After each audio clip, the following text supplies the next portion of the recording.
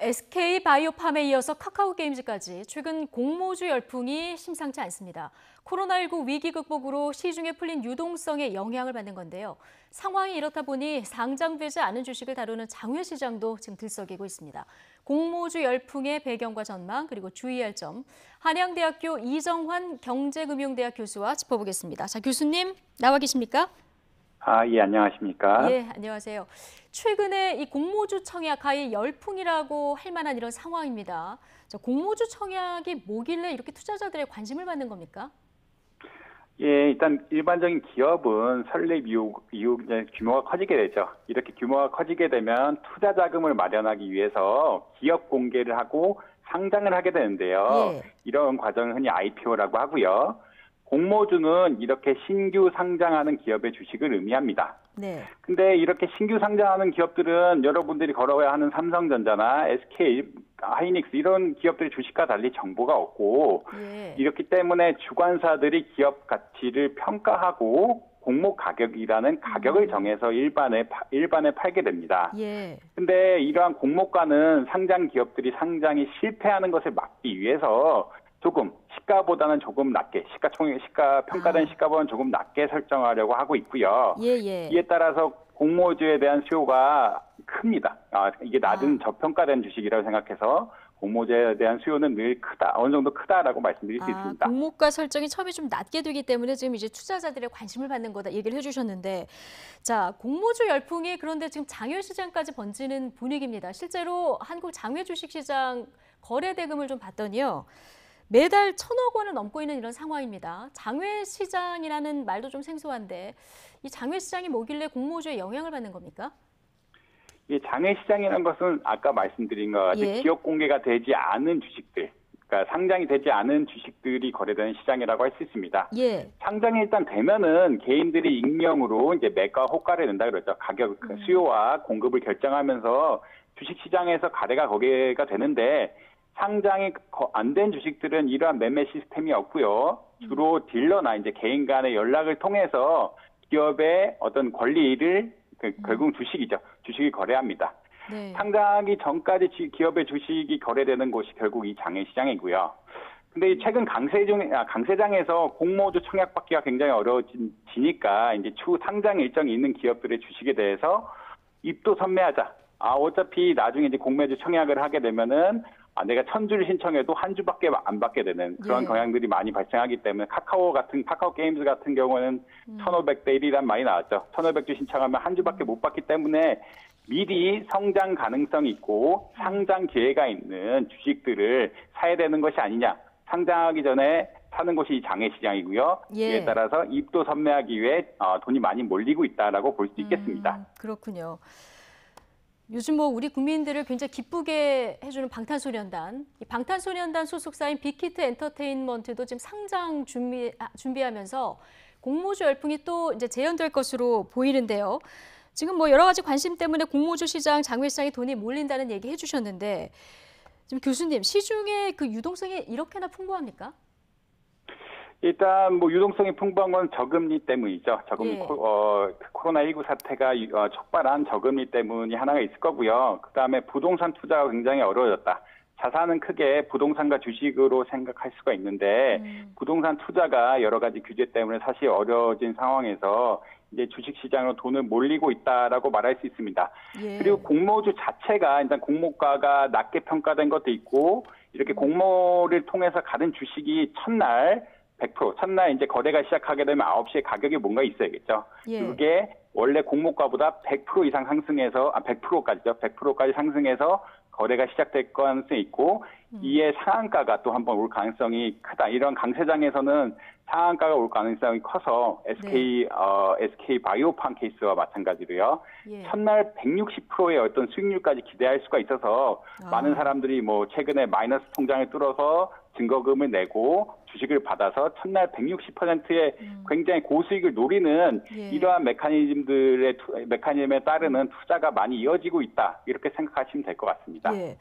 자, 말씀하신 대로 이 청약 받으려고 마이너스 통장에서 돈 끌어 쓰시는 분들도 꽤 계신 것 같은데 공모주가 상장된 뒤에 오히려 주가가 하락하는 경우도 간혹 있기 때문에 장외시장을 통해서 거래한다면 더 위험할 수도 있을 것 같습니다. 좀 주의할 점들을 짚어주신다면요. 예, 말씀하신 바와 같이 뭐 흔히 말하는 따상, 이게 용어는 아니지만 따상과 같은 모든 공모주가 SK 바이오팜처럼 성공한다는 보장은 없고요. 강 세장이 아닌 경우에는 일반적으로 뭐 공모가보다 상장 후 거래가가 하락하는 경우도 굉장히 많습니다. 사실 6개월 전만 하더라도 공모가에도 청약 수요가 몰리지 않아서 청약 미달이 우려가 되고 이에 따라 상장이 자체가 어려워진 상황도 많이 발생했고요. 예. 특히 아직 공모가조차 정해지지 않은 장외 주식 거래는 굉장히 위험한데요. 결국 상장 시점이 언제가 되고 상장 후 가격이 어떻게 될지가 모르기 때문에 지금 사는 가격이 굉장히 고평가된 상황에 살 수 있다. 특히 장외 거래란 것은 개개인 간의 거래라고 말씀드렸죠. 일종 직접 거래이기 때문에 거래 비용이 굉장히 크고 일반적인 주식과 달리 1주, 2주 단위, 한 주, 두 주 단위의 거래가 없고 몇백 주, 몇천 주 단위의 거래가 있고 이에 따라서 몇억 단위의 투자 금액이 필요하기 때문에 굉장히 큰 리스크에 노출되어 있다. 특히 평가가 잘못된다면 리스크가 굉장히 크다라고 말씀드릴 수 있겠습니다. 예, 리스크가 클 수도 있다.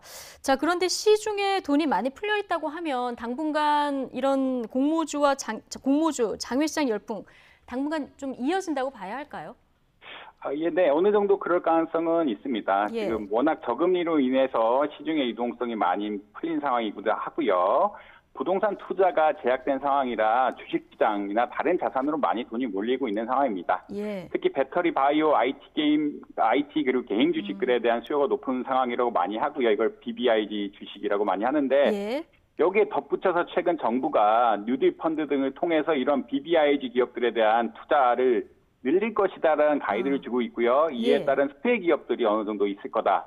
그리고 최근 공매도 금지 기간이 6개월 이상 연장이 되면서 주가 하방 압력이 좀 낮아진 상황이라 전반적으로는 이런 공모주와 장외시장 열풍이 어느 정도 지속될 가능성은 있다라고 말씀드릴 수 있겠습니다. 예. 알겠습니다. 어쨌든 뭐 묻지마 투자는 좀 위험할 수 있다는 거, 이거 투자하시는 분들도 좀 유념을 해두셔야 될 것 같고요. 주제를 좀 바꿔서 증시 상황 조금 살펴보겠습니다. 미국 증시가 지금 연일 급락세입니다. 3거래일 정도 지금 하락을 한 것 같은데 특히 지금 기술주 폭락이 눈에 띄는 상황인데요. 원인은 어떻게 분석하십니까? 예, 이 코로나19 사태 이후 사실 많은 주식 평가하는 분들이 K자형으로 주가가 변했다라고 얘기하는데 일반적 IT 주식, 기술주들은 굉장히 많이 오르고 전통적인 주식들은 한번 떨어진 상황에서 그렇게 많이 오르지 않았다라고 평가를 하고 있습니다. 이런 평가가 결국 어떤 것이냐, IT를 중심으로 한 기술주가 너무 집중적으로 오른 것이 아니냐, 결국 이게 조정을 받아야 되는 것이 아니냐라는 우려가 많이 나오고 있는 상황이고요.